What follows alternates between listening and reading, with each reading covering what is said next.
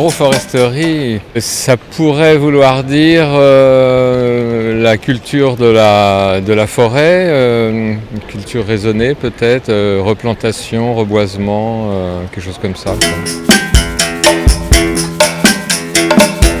Préserver des arbres d'une certaine maladie, savoir qu'il faut faire une barrière d'un autre. Si par exemple il y a une maladie qui se développe parmi des sapins et faire une barrière de chêne pour pas que la maladie se propage, ou y avoir des études là-dessus.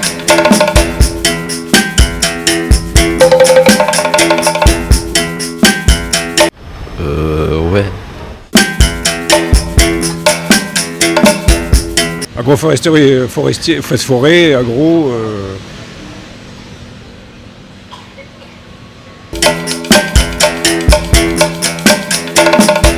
C'est dommage que c'est pas plus connu, quoi. Moi j'étais vraiment surprise par la culture qui est vraiment, qui a un bel aspect, quoi. Point d'interrogation. Agroforesterie. Alors vraiment, là, je sais pas ce que c'est du tout là. C'est quoi ?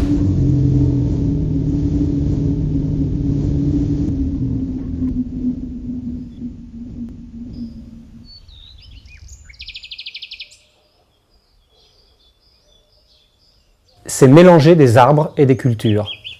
C'est-à-dire, c'est faire le contraire de ce qu'on recommande aux agriculteurs depuis une centaine d'années, qui est de séparer les arbres dans la forêt, et les cultures de l'autre côté. Moi, je suis pas d'accord parce que n'importe comment, on disait toujours qu'on pouvait pas récolter au-dessus et en dessous en même temps. C'est un vieux, comment dirait ça, pas un proverbe, quelque chose comme ça. Alors donc, j'y crois pas du tout. Alors ça, c'est sûr.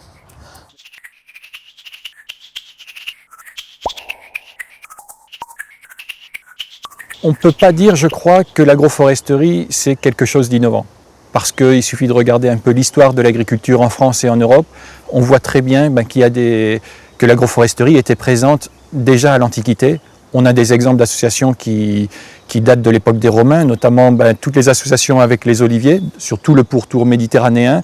On a des associations donc d'oliviers avec de la vigne, avec du blé dur, qui ont un peu disparu en France, mais qui sont encore largement répandues en Italie, par exemple, où ça concerne près de 100 000 hectares.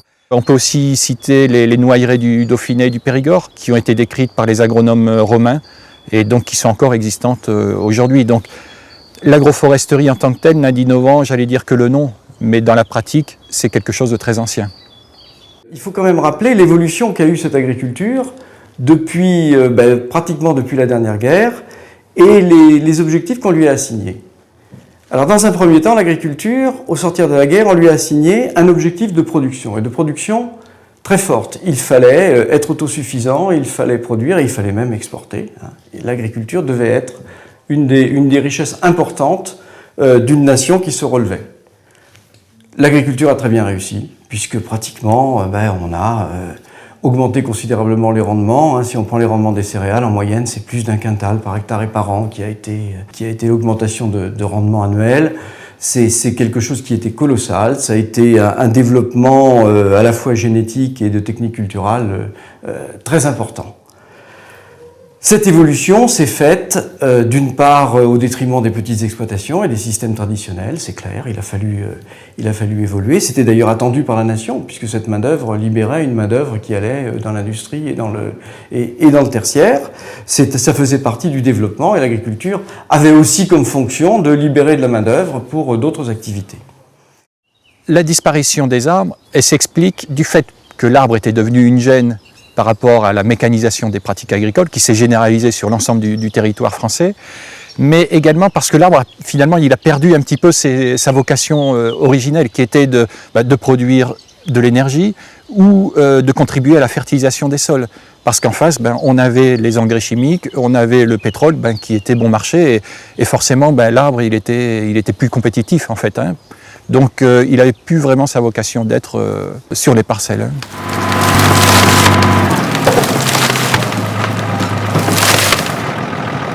Certains systèmes agroforestiers traditionnels ont mieux résisté que d'autres. Le principal, ce sont les prés-vergers, avec 140 000 hectares. On les trouve en Bretagne, en Normandie, dans l'est de la France, donc en Lorraine, Franche-Comté. Ce sont tous ces systèmes qui associent pâture avec pommiers, poiriers, mirabelliers, des fruitiers. Vous avez également toute la zone truffière dans la Drôme provençale, où on va trouver des chênes truffiers associés avec de la lavande ou de la vigne. Et puis vous avez également tout ce qui est peuplerie associé avec des grandes cultures. C'est sans doute là le seul système traditionnel qui associe des arbres pour le bois avec des grandes cultures. Ils ont résisté parce qu'ils étaient plus rentables sur le long terme. Et ils ont conservé cette rentabilité par rapport à cette logique de culture pure. Parce que ils produisent des fruits, ils produisent des cultures et ils produisent aussi un bois de très grande valeur. Le bois de noyer, c'est le bois qui se vend le plus cher actuellement sur le marché. Donc ça, c'est une chose. La deuxième chose, c'est que dans certaines régions, et c'est surtout vrai sur tout le pourtour méditerranéen, les systèmes agroforestiers contribuent à la durabilité du système de production. C'est-à-dire que sans les arbres, il y aurait un problème de continuité dans la production agricole. Un des exemples les plus remarquables qu'on connaisse en Méditerranée, c'est sans aucun doute la DSA.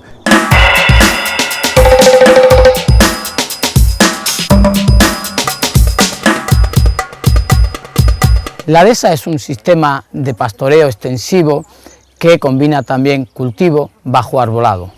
Ocupa aproximadamente 3,5 millones de hectáreas y viene siendo gestionado desde hace siglos. Se muestra un sistema muy eficiente porque con recursos muy limitados de suelos pobres y pocas precipitaciones se consigue un pastoreo aceptable. El arbolado juega un papel positivo porque mejora la fertilidad del suelo, pero además aporta también un alimento directo al ganado. El árbol, la encina, es un árbol de crecimiento muy lento, presenta un sistema radicular profundo pero muy poco denso y por tanto utiliza una cantidad de recursos bajo. Y esa cantidad de recursos que le detrae al cultivo no llega a minorar la producción del cultivo. Pero además el árbol ejerce algunos efectos positivos como puede ser el sombreo en un ambiente de temperaturas muy altas, la reducción de la luz en muchos casos supone un beneficio y además bombea nutrientes de capas profundas que las dispone en la superficie y genera un suelo más fértil.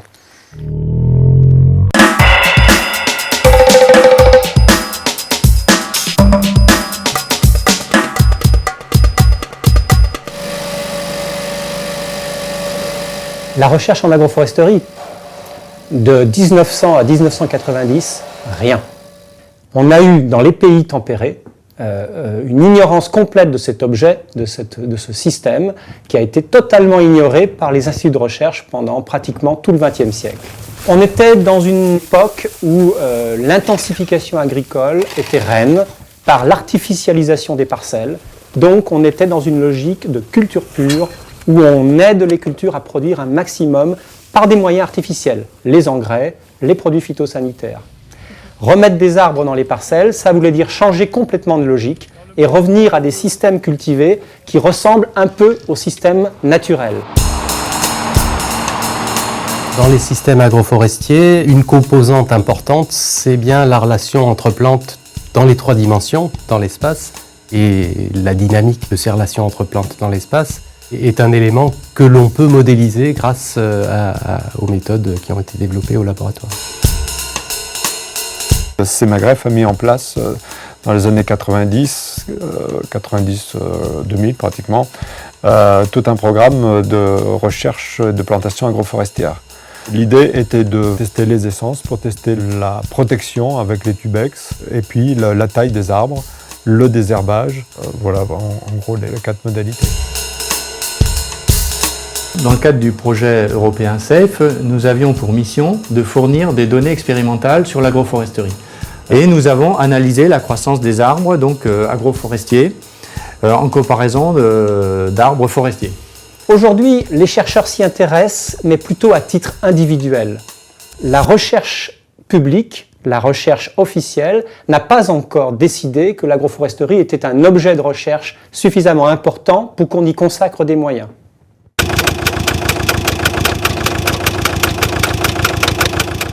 Aujourd'hui, on peut dire que l'agroforesterie a dépassé le stade de la recherche.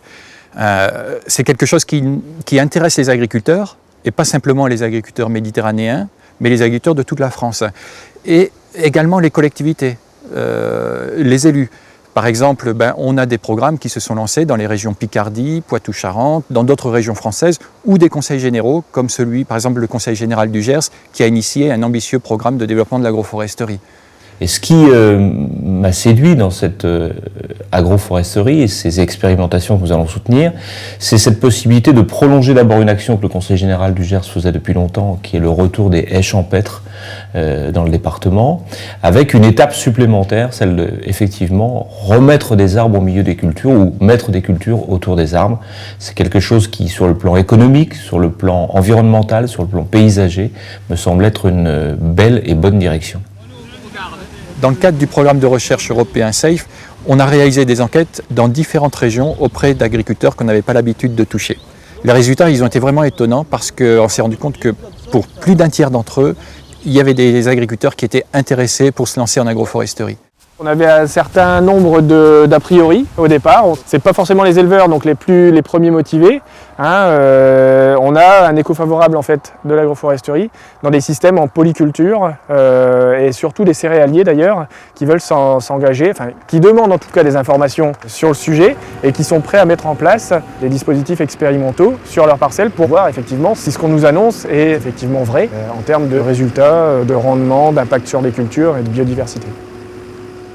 L'adoption de l'agroforesterie, elle est conditionnée par le fait que les agriculteurs ils ont besoin de voir concrètement en quoi consiste l'agroforesterie. C'est pour cette raison qu'on s'est lancé dans la création d'un réseau de parcelles de démonstration, à l'exemple de Restinclières. Restinclières, c'est aujourd'hui le plus gros site expérimental qu'on a en France, voire même en Europe.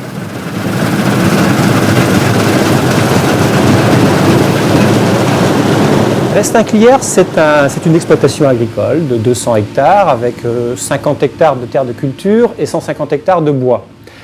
Sur les 50 hectares de terres de culture, le propriétaire, qui n'était plus agriculteur, voulait mettre en place un projet original et innovant. Et à l'époque, en 1994, nous réfléchissions justement à des systèmes agroforestiers qui ont deux objectifs, un objectif de patrimoine avec les arbres et un objectif de revenu avec les cultures. Ça correspondait très bien à l'objectif du propriétaire, qui a donc accepté de se mettre d'accord avec un agriculteur pour faire des cultures entre ces arbres. Ce qu'on a voulu faire, c'est voir si c'était faisable, et donc si les arbres allaient pousser dans les cultures, et si les cultures allaient tolérer les arbres. Donc ce qu'on a mis en place à Restinclières, c'est un protocole très précis qui compare les arbres tout seuls, c'est-à-dire du boisement de terre agricole, les cultures toutes seules, c'est-à-dire la tradition, la culture pure, et le mélange. On compare le mélange, la culture pure, l'arbre en boisement, pour vérifier si c'est faisable. C'était l'idée de départ de Restinclières. Pour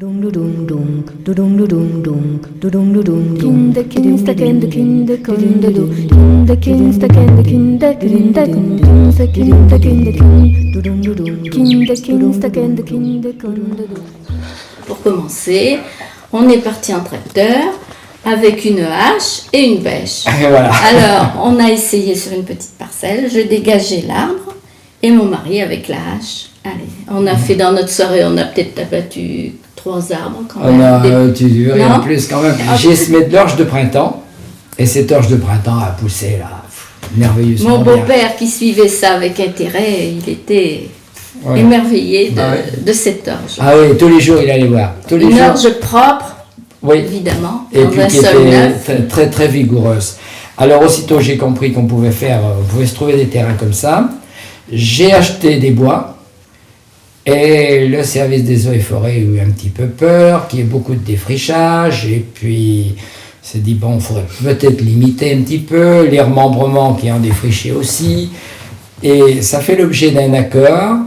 Dans le bureau d'ingénieur, on a tiré un trait, voilà, il me dit au sud de ce trait, je vous donne l'autorisation de défricher, et au nord, vous faites un reboisement en résineux. Parce qu'à l'époque, c'était les résineux, on pensait qu'aux résineux. Alors, j'avais remarqué des noyers dans la région qui poussaient bien. C'est vrai qu'il y en avait beaucoup. Dans tous les champs, il y avait des noyers. Dans tous les champs, il y avait des noyers, oui. Et j'avais acheté le livre de Caravel sur la culture du noyer. Alors là, c'était ton livre de chevet. Ah oui, on l'a étudié. On l'a regardé sur toutes les cultures. Parce qu'il ne fallait pas se tromper. Non, il fallait faire des arbres qui poussent. Et Monsieur Caravel est venu à la maison. Oui. On lui a montré nos parcelles. Il était enchanté. Et alors, quand il a vu son livre dans l'état que tu l'avais mis à force il était très flatté. Il était très flatté. Et là, vraiment, il nous a encouragés. Je me suis dit, l'appareil a désherbé, fait une rampe de 12 mètres. Je vais faire des rangs à 14 mètres, ce qui paraissait énorme pour le service des eaux et forêts. Mais pour moi, ça m'arrangeait. L'intérêt que j'ai trouvé, d'une part, j'avais 2 ans de culture comme ça. Ensuite, le noyer, je voyais que c'était un arbre d'avenir parce que c'est un bois de valeur. On était à peu près sûr que chez nous, il pousserait bien. Et je me disais, je vais mettre un capital en place. Parce que ce capital, ça a quand même un intérêt. J'avais souvent besoin de faire des emprunts et puis je me suis rendu compte que le banquier il aimait bien qu'il y ait du capital pour contrebalancer l'emprunt. Voilà le début de l'histoire. Ton père, il était heureux finalement de voir. Les 15 dernières années de sa vie, il prenait son vélo. Tous les jours, il allait faire un tour dans les plantations. Il allait dans les plantations. Oui. Tous les jours, il y allait, et puis il revenait, et puis il me donnait des conseils. Et je pense que pour lui, il a été fier de ça. Mais vous savez, on a vécu une aventure extraordinaire, parce qu'on a eu l'impression de jouer aux pionniers qui mettaient en culture des friches, après de faire des choses qui restent après nous, ça reste après nous, et de laisser des plantations qui vont vivre après moi, enfin après nous plutôt. C'est pas rien aussi. Hein. D'avoir modelé tout un espace, c'est aussi quelque chose. Hein. Tout le monde ne peut pas dire qu'il a fait une marque comme ça sur... Ah, puis c'est beau, c'est harmonieux. Je crois qu'hier vous avez...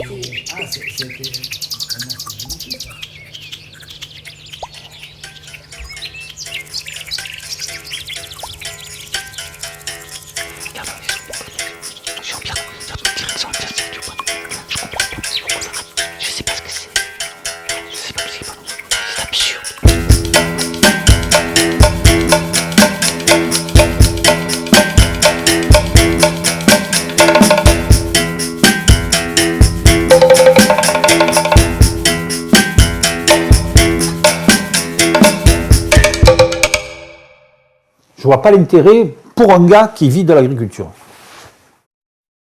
Bon, à mon avis, il y a une perte de rendement, obligatoirement. Hein. De toute façon, l'emplacement des arbres, il n'est pas semé. Hein. Ça, c'est certain. Je ne connais pas encore et je ne me rends pas bien compte de l'incidence qu'auront les arbres sur mes cultures.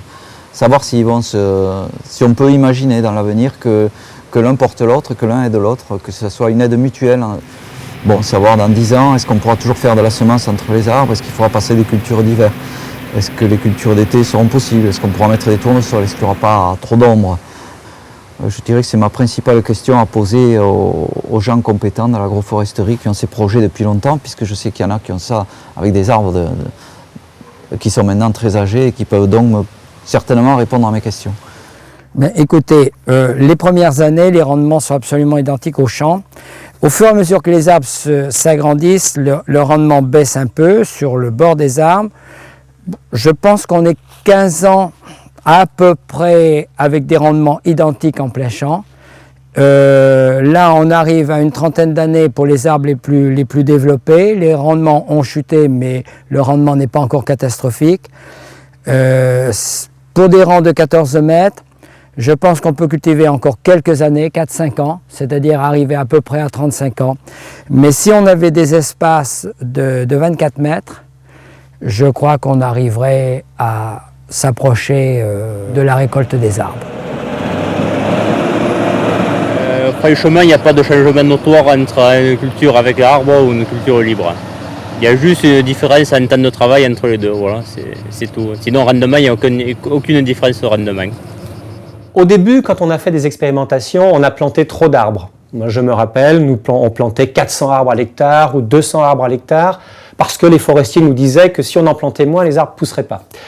On s'est rendu compte qu'on s'est trompé et qu'aujourd'hui, ce qu'on recommande, c'est de planter une centaine d'arbres pour en avoir 50 adultes. Avec ces densités-là, on fait ce qu'on appelle une agroforesterie stable. C'est celle où les lignes d'arbres sont espacées de plus de 2 fois la hauteur adulte des arbres. Dans ce cas-là, la réduction de rendement sera très faible et on pourra cultiver jusqu'à la récolte des arbres. Si vous serrez plus les arbres, vous allez avoir ce qu'on appelle une agroforesterie évolutive. Et au début, vous aurez un rendement de culture normal, et puis dans la deuxième partie de la vie des arbres, une baisse de rendement de la culture, qui sera peut-être plus faisable en termes de céréales, par exemple, jusqu'à la récolte. On sera obligé à la fin de faire une prairie intercalaire ou quelque chose comme ça. Si on est dans un projet d'agroforesterie stable, eh bien, cette baisse de rendement, la dernière année, l'année où on va couper les arbres, elle est d'environ une vingtaine de pourcents. C'est-à-dire qu'on conserve 80% du revenu agricole initial la dernière année. Allez. Niveau pousse de l'herbe par rapport à la plantation, je ne pense pas avoir vu d'influence. Par contre, les vaches sont quand même plus souvent sur la partie boisée que sur la partie non boisée quand il fait mauvais, surtout quand il y a de la pluie. Et la nuit au matin, les vaches sont en permanence tout le temps dans les arbres, jamais sur la partie non boisée. Les arbres apportent le confort des animaux. On sait très bien que des animaux, des bovins, des ovins, dès qu'ils commencent à faire chaud, au-dessus de 25-30 degrés, souffrent et donc apprécient l'ombre des arbres qui leur permettent d'être plus au frais et de mieux supporter la chaleur.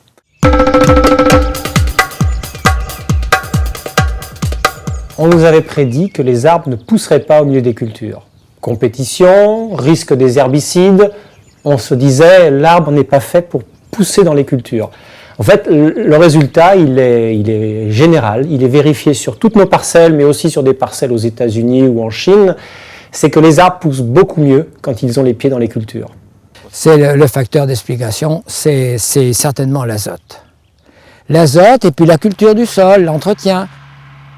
Quand on épand de l'engrais, il va jusqu'au pied, quoi. Alors, avec un épandeur centrifuge, il va de l'engrais jusqu'au pied des arbres. Mais j'essaie d'en mettre un petit peu moins au pied des arbres qu'ailleurs. En engrais liquide, pour l'azote, j'arrête ici. Voilà, j'arrête l'azote ici. Mais comme les racines vont très loin, il n'y a pas de souci.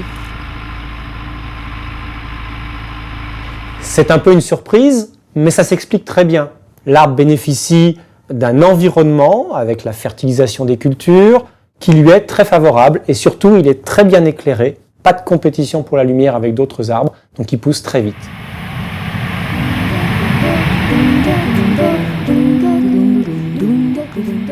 Quand vous regardez un arbre, vous ne voyez que la partie aérienne. Et en fait, en agroforesterie, l'essentiel se passe sous terre. Et c'est le résultat de nos mesures, de ces carottages racinaires où on essaye de savoir où sont les racines des arbres. Ça a été une grande surprise. On s'est rendu compte que les cultures modifient complètement l'enracinement des arbres. Les cultures forcent les arbres à descendre dans les fissures du sol, à descendre dans les horizons profonds. Et ça change complètement la résistance de l'arbre à la sécheresse, par exemple. Les arbres deviennent beaucoup plus résistants à la sécheresse. En 2003, dans nos parcelles de Vézénobre, les arbres agroforestiers avaient leur feuillage normal tout l'été, alors que les arbres forestiers ont perdu leurs feuilles. C'est important de comprendre que la culture aide l'arbre à résister aux aléas climatiques. Enfin, si, j'ai vu des différences à l'avantage de l'agroforesterie, ça c'est clair. Et je pense que les arbres ont quand même souffert plus en ambiance forestière que comme ça. Parce que ils poussaient quand même, ils étaient plus verts, ils ont mieux poussé. Bon, ce qu'on remarque, la différence, c'est qu'ils sont verts plus longtemps à l'automne. Tandis que les autres perdent leurs feuilles beaucoup plus tôt, ils jaunissent plus tôt et perdent leurs feuilles plus tôt. Avant, pour préparer un camion de jolis plots pour l'étranger, je mettais à peu près 1 mois et demi. Maintenant, il me faut quasiment 4 mois pour faire le même camion. Donc ça veut dire que la qualité des noyers a baissé. Ce qu'on observe dans nos parcelles, c'est que la croissance des arbres agroforestiers est plus régulière que celle des arbres forestiers. En forêt, en boisement de terre agricole, vous avez des arbres qui vont se faire de la compétition, ils vont ralentir leur croissance, on va faire une éclaircie, ils vont repartir en croissance. Vous aurez des cernes épais, puis serrés, puis à nouveau épais. En agroforesterie, les cernes sont réguliers, l'arbre n'est pas en compétition avec d'autres arbres. On obtient donc un bois qui est homogène, ce qui correspond aux besoins de l'industrie. Nous avons ici les sections de 2 arbres, donc à 1,30 m du sol, donc 2 noyers noirs, qui sont à gauche l'arbre agroforestier et à droite l'arbre forestier. Dans ces itinéraires agroforestiers, on a une quantité de bois de cœur qui est équivalente en largeur à l'arbre forestier, mais on a un potentiel de formation de bois de cœur qui est beaucoup plus important puisque tout cet aubier va progressivement se transformer en bois de cœur. Ce qui a de la valeur, c'est le bois de cœur. Pour les arbres agroforestiers, le bois de cœur se développe lentement parce que les arbres ont besoin de beaucoup d'aubier pour conduire toute la sève qui conduit à l'évaporation de l'arbre qui est en pleine lumière, en plein soleil.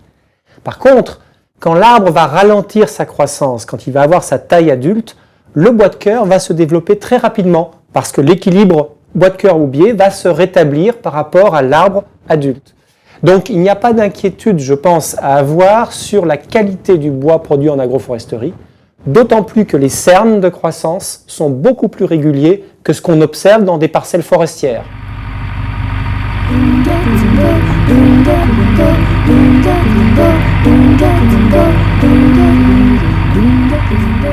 Mettre des arbres, une cinquantaine d'arbres sur 1 hectare, à mon avis, ça ne sert à rien.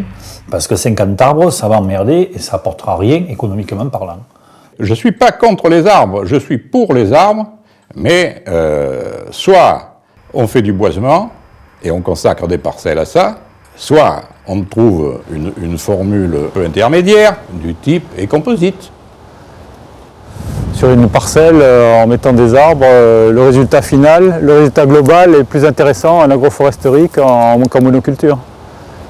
Parce que déjà sur les amandiers en agroforesterie, je vois que j'ai presque le même rendement que dans les parcelles conventionnelles, avec 3 fois moins d'arbres, moins de maladies, et en plus ici j'aurai donc le raisin, dans les autres parcelles les céréales. Même s'il y a une baisse de rendement des céréales, les effets conjugués sont nettement positifs, je pense. Il vaut beaucoup mieux mélanger. Si vous voulez produire et du bois et des produits agricoles, en mélangeant, vous produisez beaucoup plus sur la même surface qu'en séparant. Dans les résultats qu'on a obtenus, on montre qu'en gros, si vous avez une exploitation de 100 hectares, que vous faites 100 hectares d'agroforesterie, vous allez produire autant que si vous aviez une exploitation de 130 ou 140 hectares sur laquelle vous auriez séparé les arbres et les cultures.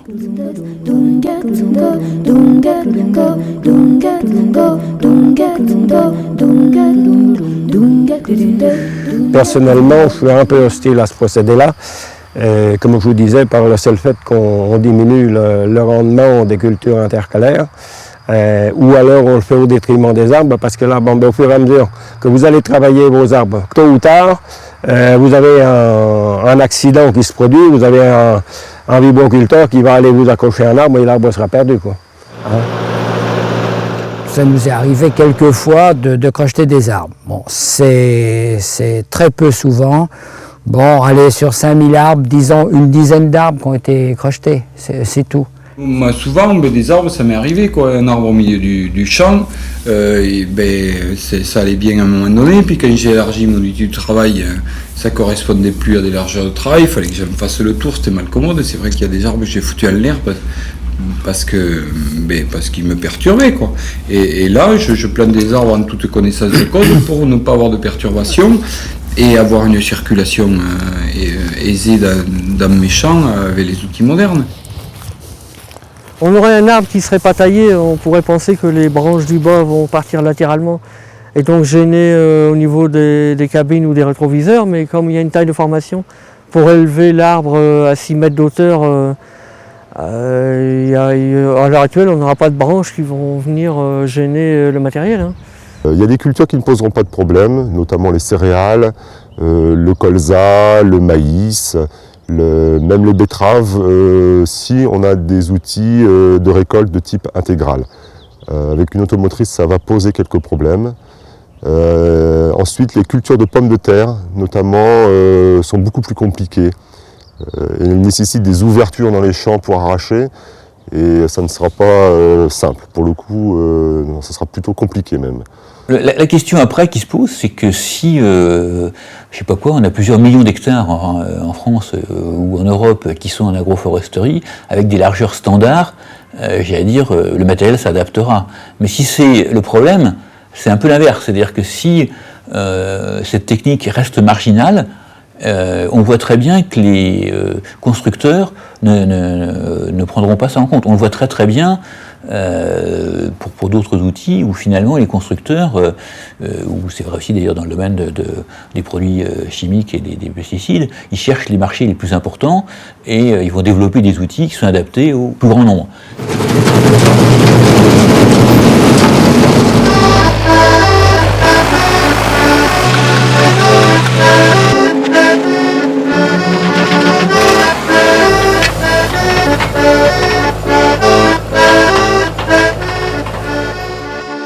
Ce qui nous manque encore un peu, et j'en reviens toujours à l'implantation, c'est le problème de trouver déjà l'essence qu'il nous faut, puisqu'il faut bien déterminer l'essence en fonction des sols, du type de sol, de la pluviométrie, du climat que l'on a.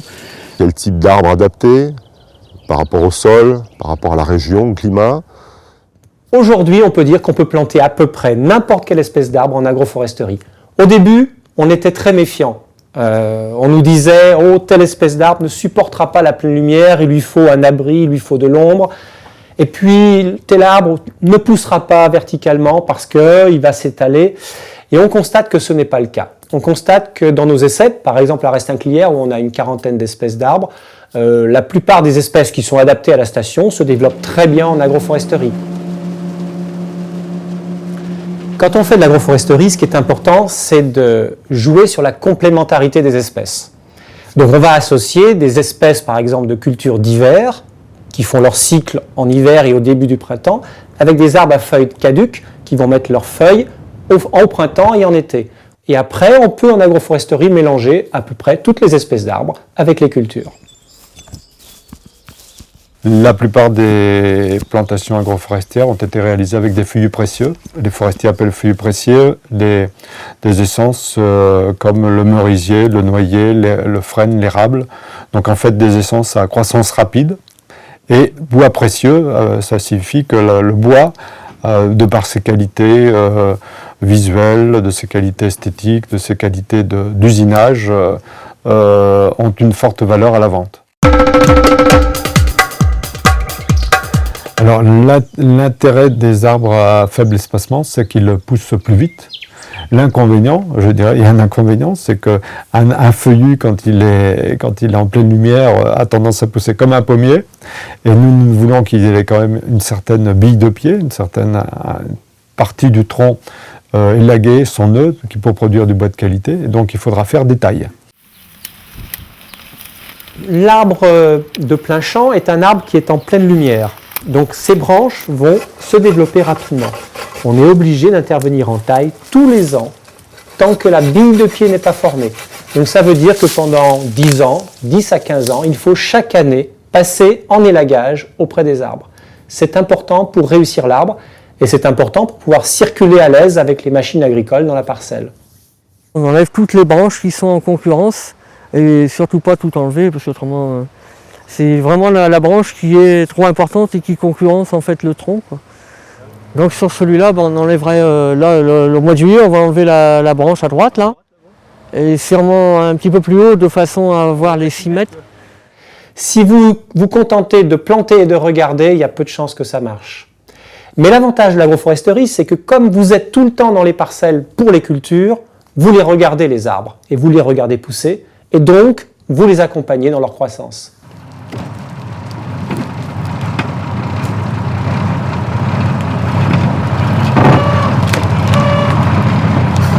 J'ai dit comme ça, comme une boutade, que je plante pour financer un mariage fastueux de mon arrière-petite-fille. Moi j'ai 53 ans aujourd'hui, donc si on met le projet à une quarantaine d'années, j'aurai 93 ans. Bon, j'espère que je ne verrai pas couper les arbres, que ça poussera et que les autres, les suivants auront la sagesse de les amener le plus haut possible, le plus beau possible. Ça fera un grand vide après.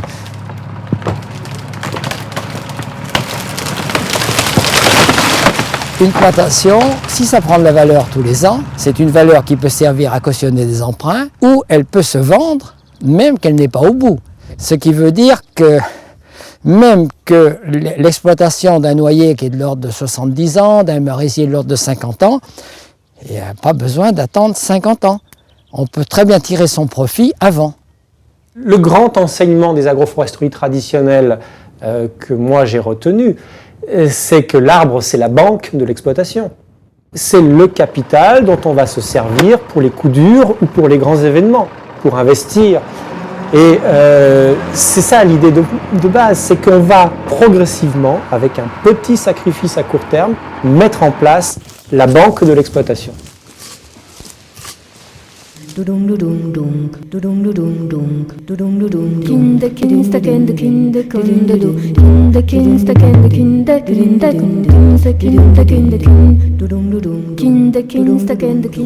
Moi, je trouve que c'est toujours bien d'avoir un projet, de changer des choses. Pas toujours continuer sur la même chose, mais avoir un projet.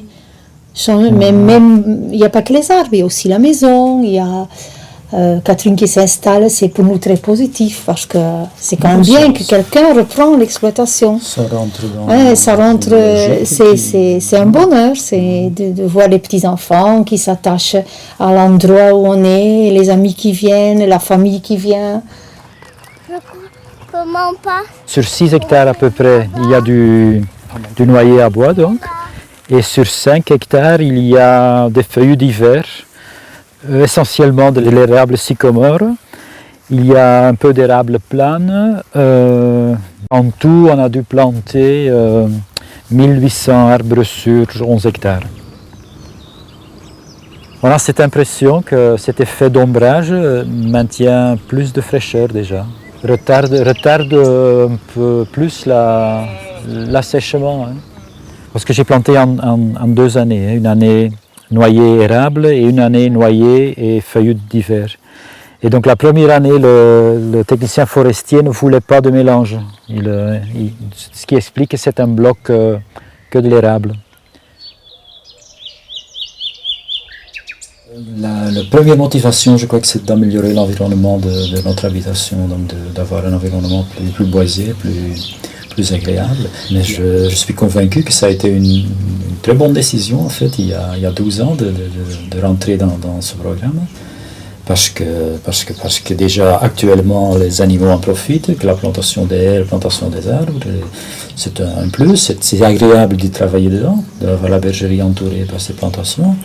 Et puis dans 30 ou 40 ans, nos petits-enfants auront tout intérêt à exploiter ce bois. Parce qu'il y a beaucoup de choses non mesurables. C'est vrai qu'en faisant un tour, et on voit, tiens, ce merisier, il se débrouille pas mal, il pousse bien. Ça ne peut pas mettre en statistique, mais bon, c'est agréable.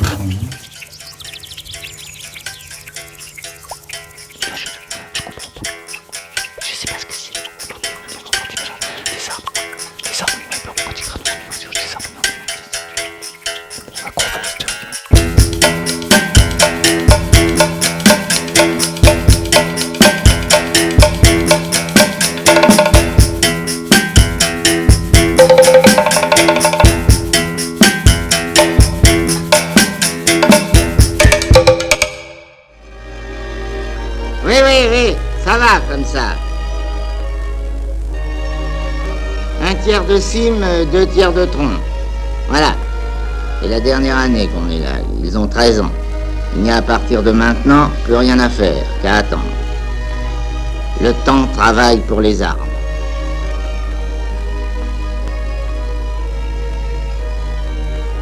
Ce qu'on peut dire aujourd'hui, c'est que le fait de planter un arbre est forcément un bon calcul économique.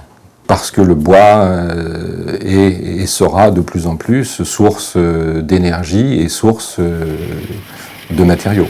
Puisque les matériaux d'origine minérale seront limités du fait des possibilités d'extraction. Dans 15-20 ans, on ne consommera quasiment que du bois planté, pour 80%, 90% de la consommation. Le premier qui plante le plus, c'est les Chinois, un arbre sur 4, les Indiens, un arbre sur 5, les Russes, un arbre sur 6, et les Brésiliens, un arbre sur 7.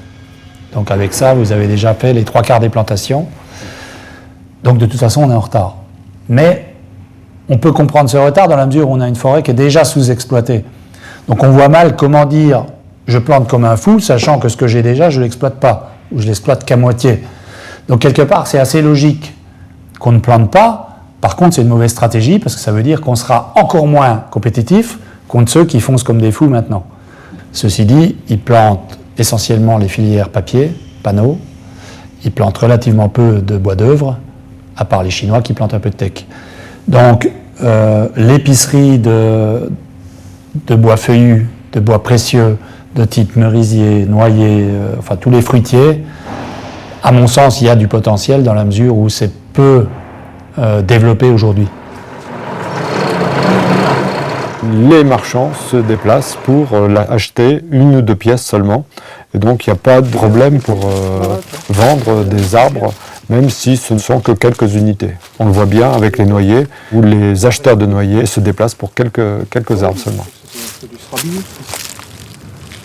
Voilà. On a une demande énorme en noyer, quand même, dans beaucoup de domaines, depuis la parqueterie, en passant par le meuble, la décoration d'intérieur, toutes sortes les portes, toutes ces choses-là qui demandent des noyers d'une certaine dimension. Et malheureusement, au niveau offre, on est devenu très court en qualité de bois. Dans 50 ans, je ne peux pas prédire l'avenir, mais bon, si on regarde le passé, si on regarde l'évolution, les bois qui ont des fortes valeurs intrinsèques ont toujours eu de la valeur. Alors bien sûr, ça a changé. Au début, c'était pour faire du tranchage. Aujourd'hui, on fait moins de tranchage. Ces arbres, à mon avis, auront toujours de la valeur.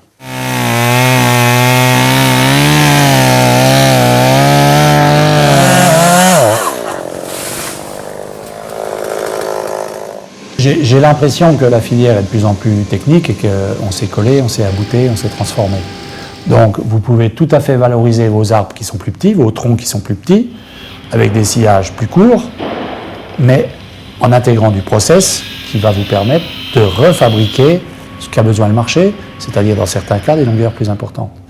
Si on veut comprendre l'intérêt économique de l'agroforesterie, il faut pouvoir se représenter ce que sera l'économie dans 20, 30 ou 40 ans. Or, de ce point de vue-là, du fait du changement climatique, du fait des nouvelles pressions environnementales, on est absolument certain que les conditions économiques seront radicalement différentes de ce qu'elles sont aujourd'hui. Aujourd'hui, on est effrayé par un prix du baril de pétrole qui avoisine les $100, mais il faut se dire que dans 20 ou 30 ans, il faudra sans doute remultiplier par 2 ou par 3. Aujourd'hui, l'intérêt d'un fabricant de palettes qui est situé dans le Tarn, c'est d'aller voir s'il n'y a pas une scierie en Roumanie, une scierie au Portugal ou une scierie dans les Landes qui pourrait lui permettre de s'approvisionner dans les meilleures conditions. Ça, c'est la règle de management aujourd'hui. Demain, il est évident que cette règle sera complètement, n'aura plus aucun sens.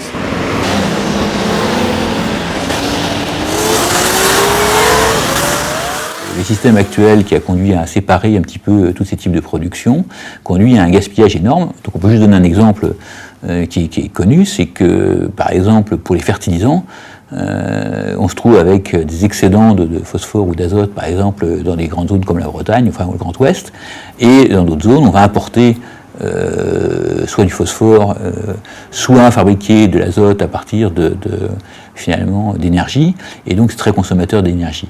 Et donc le fait d'avoir une meilleure répartition sur le territoire des élevages et des cultures, par exemple, permettrait de faire énormément d'économies, en particulier en matière d'énergie, par exemple. Quelqu'un qui a la vision de l'agroforesterie, c'est quelqu'un qui a l'intuition, enfin qui pressent comme inévitable le renchérissement du coût de l'énergie, le renchérissement de l'énergie. Et à partir de là, mixité, computing et réduction des distances vont ensemble.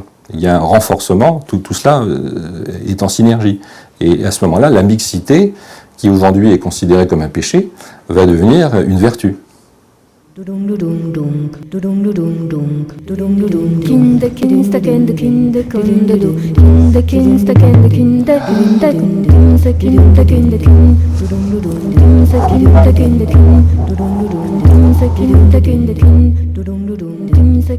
Une quinzaine d'années, j'ai fait le pas vers l'agriculture biologique. J'ai essayé de trouver des méthodes agroécologiques qui tiennent mieux la route par rapport à l'érosion, par rapport aux problèmes avec les bestioles et tout ça. Et j'ai étudié ce qu'on appelle la permaculture, techniques qui viennent des pays anglo-saxons, d'Australie, de Nouvelle-Zélande. J'avais rencontré à cette époque-là un géographe qui avait beaucoup voyagé dans ces zones et qui avait écrit sur ces techniques de complantation, surtout de févier d'Amérique comme cet arbre, par rapport à la nourriture des bovins et des ovins en Nouvelle-Zélande, en Australie. Et j'ai voulu faire mes propres expériences, aussi sur des vergers en basse densité, plantés dans de la polyculture de céréales ou de légumineuses. Ça c'est févier, oui. Là il y a d'Albizia, là-bas il y a encore les gousses. Je sais que nos grands-parents, Roussillon et tout ça, avaient des amandiers, des oliviers et des pêchers dans les vignes. Ça a disparu dans les années 60. Mais il devait y avoir quand même des raisons à tout ça. Pour moi c'est un grand plaisir, quoi. Mais je pense que le côté paysager là, que vous voyez en ce moment est très important. Et je pense que ça pourra nous aider dans quelques années à vendre notre vin pour l'image de marque du domaine. Et puis là vous voyez en fleurs en ce moment, mais après l'été il y a les albizia avec leurs fleurs roses, leur feuillage très spécial, les féviers, puis les pêchers aussi. Et à l'automne aussi ça prend des teintes très particulières. Je pense que c'est pas du tout négligeable. Dans la région, personne ne vient me voir, on ne me pose pas la moindre question, tu peux pas imaginer quoi. Ils doivent me prendre pour un dingue.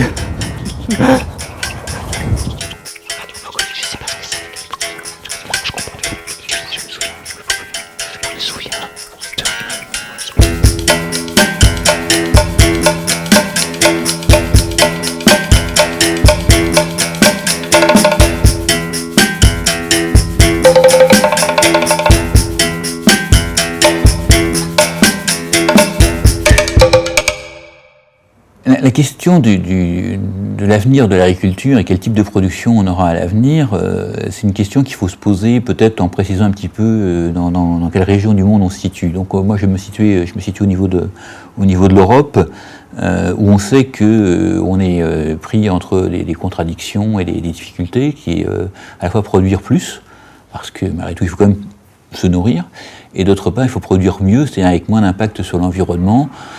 Dans toutes ces dimensions, peut-être que on parle beaucoup d'énergie aujourd'hui, mais pas seulement l'énergie, c'est aussi vrai pour la pollution, qualité de l'eau, qualité de l'air, mais aussi sur l'aspect biodiversité. Donc il y a plein de dimensions qu'il faut bien prendre en considération.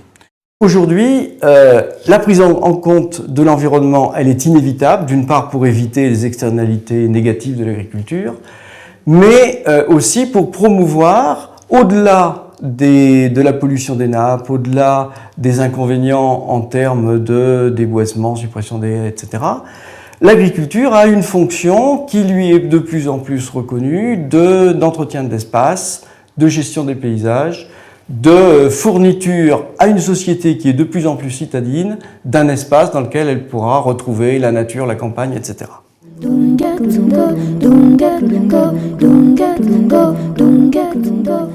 À partir du moment où on va planter un arbre dans une parcelle agricole, il va complètement modifier le milieu.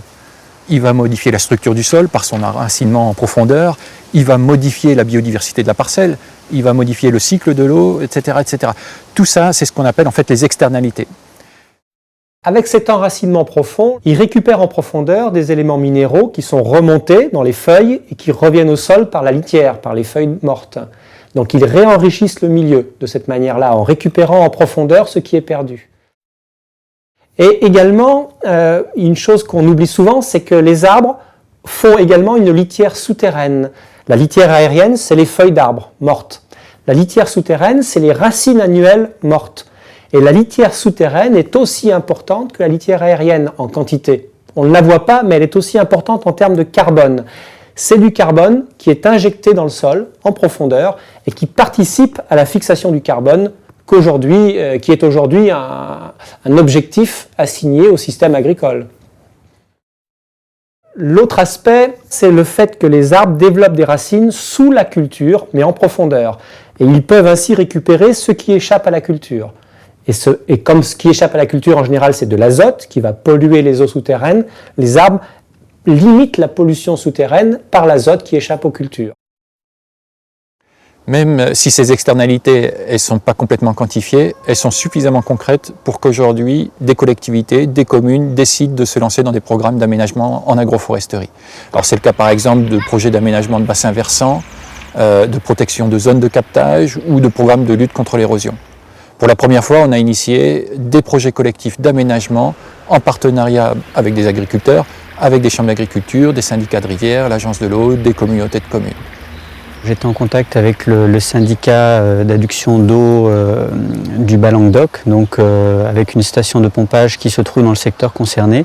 Le directeur très motivé par justement l'utilisation de ce système pour minimiser ou raisonner l'impact d'une activité agricole sur les périmètres relativement proches des puits, donc qui sont quand même un enjeu au niveau territorial relativement important puisque ces puits alimentent entre autres Sète et Agde, donc il y a vraiment un enjeu important et une nécessité ou tout au moins une forte interrogation sur la protection de ces zones-là. On a choisi un projet à plusieurs, donc un projet agroforestier, parce qu'on était dans des terrains qui devenaient très difficiles suite aux inondations qu'on a connues en 2002, puis 2003 et en 1998 aussi. Des terres qui étaient souvent perturbées par des ensablements très conséquents, des destructions de palissage par les arbres qui étaient arrachés par le cours d'eau en crue. Et donc on a voulu trouver une solution qui nous permettait de continuer à être agriculteurs sur ces terres-là, mais comment dire, en ayant moins de contraintes liées aux inondations et surtout pour ne pas abandonner les parcelles complètement.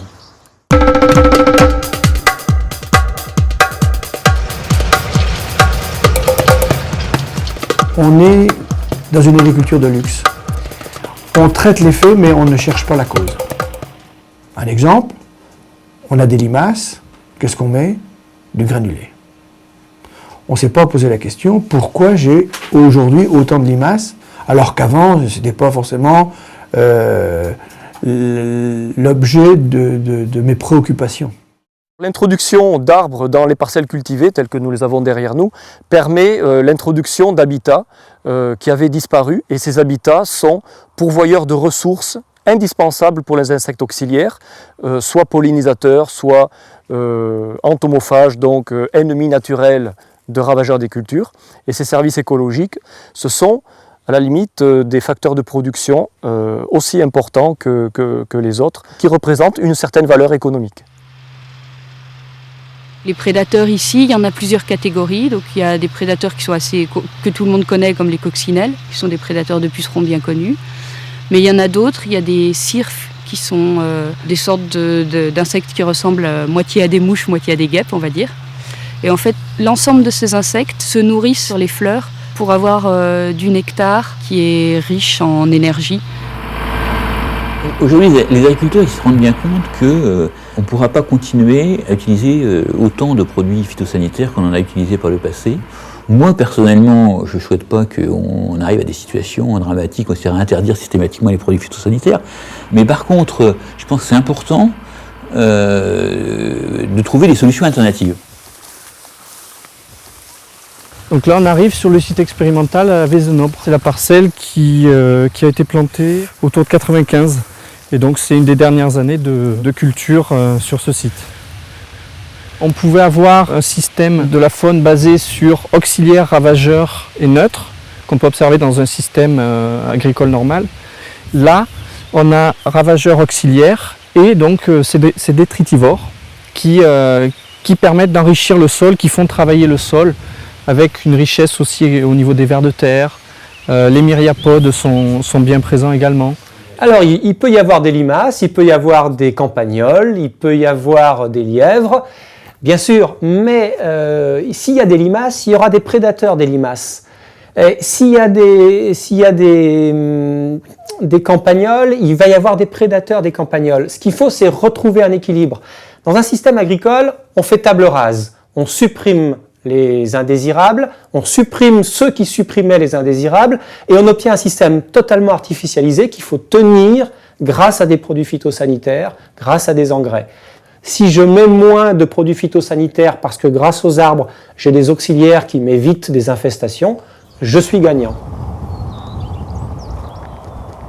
Enfin, je constate une microfaune d'insectes auxiliaires qui se développe et qui sont très très importants, notamment au niveau d'une maladie sur la vigne qui est très importante ici, qui est la flavescence dorée.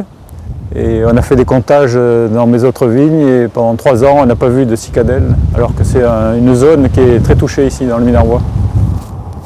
Le problème du ratopier est quelque chose d'important dans notre région et certaines années, des centaines d'hectares sont ravagés. Nous savons par des études qui ont été faites que la présence d'arbres isolés permet aux buses de se percher et d'aller manger ces ratopiers et donc de limiter le pullulement.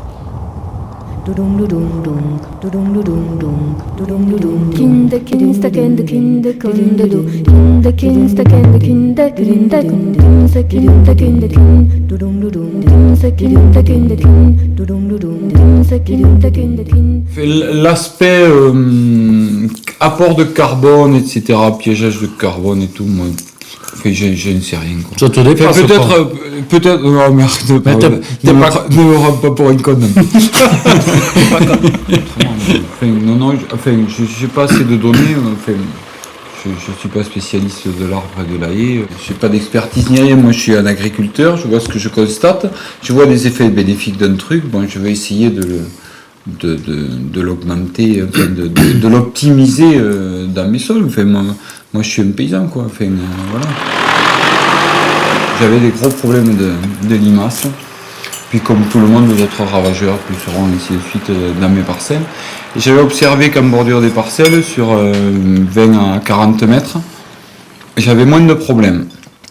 Alors, je me suis adressé à l'association Arbre et Paysage du Gers, qui avait un stagiaire entomologiste, et qui est venu voir, et qui m'a dit qu'il y avait énormément, il y avait, je ne sais plus combien, une trentaine d'espèces d'auxiliaires dans mes haies.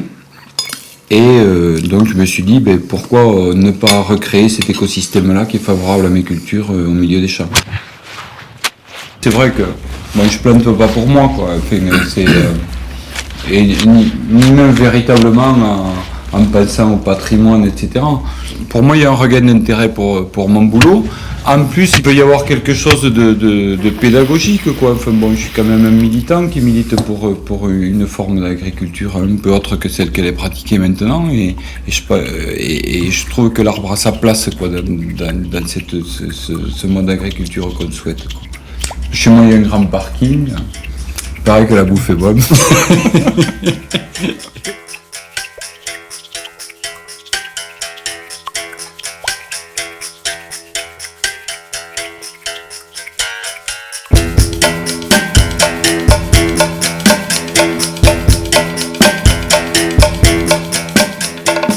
Dans les calculs de rentabilité qu'on a fait sur le long terme, où on intègre le produit des arbres, eh bien, les projets agroforestiers sont au moins aussi rentables que les projets agricoles. Avec certaines essences comme le noyer, le cormier, la lisier, des essences à forte valeur ajoutée, on peut être même très nettement supérieur en termes de rentabilité. Sauf qu'on parle d'une rentabilité en fait sur le long terme. Donc toute la question en agroforesterie, c'est comment concilier les revenus à court terme, le revenu agricole, avec le revenu à long terme, le revenu issu du bois.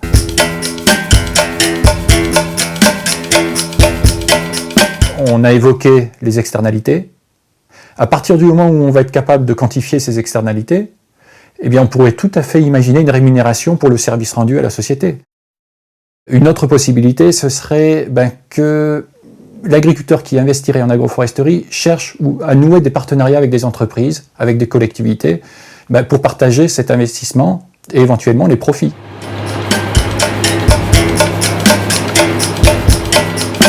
Pour moi, la place de l'arbre pose 2 questions. La première, c'est l'insertion de l'arbre dans des systèmes de culture ou des systèmes d'élevage. Ça pose des problèmes techniques, des problèmes d'adaptation, qui sont parfaitement résolus ou en voie de résolution.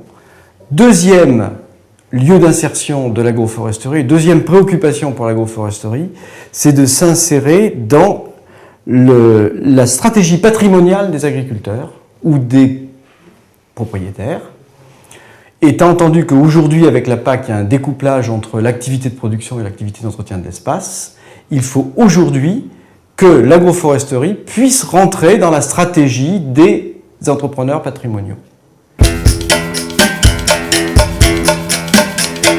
On pourrait imaginer qu'un nouvel univers forestier où les forestiers traditionnels apporteraient leur culture de patrimoine, qui est intéressante du point de vue du développement durable, et l'apport de la culture agricole serait d'avoir le souci, malgré tout, d'être en adéquation avec les usages et avec le marché.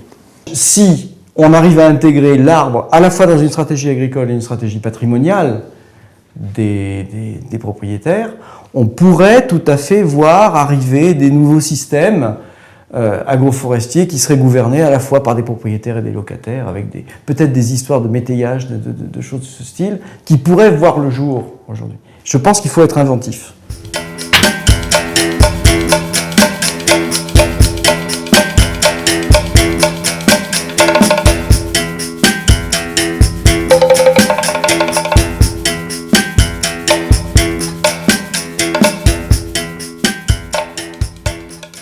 Je pense que ça pourrait être un système qui pourrait devenir intéressant.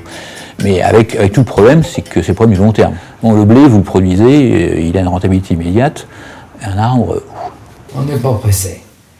C'est la réponse qu'on peut apporter aux gens qui vont planter et qui vont dire on veut couper nos arbres. Mais non, c'est pas indispensable de le couper pendant sa vie. C'est beau, on les voit grossir aussi, bien sûr pas à vue d'œil. Non, mais enfin quand même. Hein. Il faut intégrer la notion de long terme dans nos comportements, dans les décisions qu'il faut prendre. C'est quelque chose qui n'est pas simple et on le voit au niveau de notre société finalement, dans les décisions qu'il faut prendre par rapport à l'environnement. C'est quelque chose qui n'est pas évident. Moi effectivement, je pense que l'environnement, ça se gère sur le très long terme, mais on a peu d'outils économiques, macroéconomiques, qui permettent de gérer le très long terme. On ne peut pas réfléchir à mettre en place, du jour au lendemain, dire « Ah bah tiens, ça c'est une méthode qui me plaît bien, je vais faire des lignes d'arbres dans mes champs. »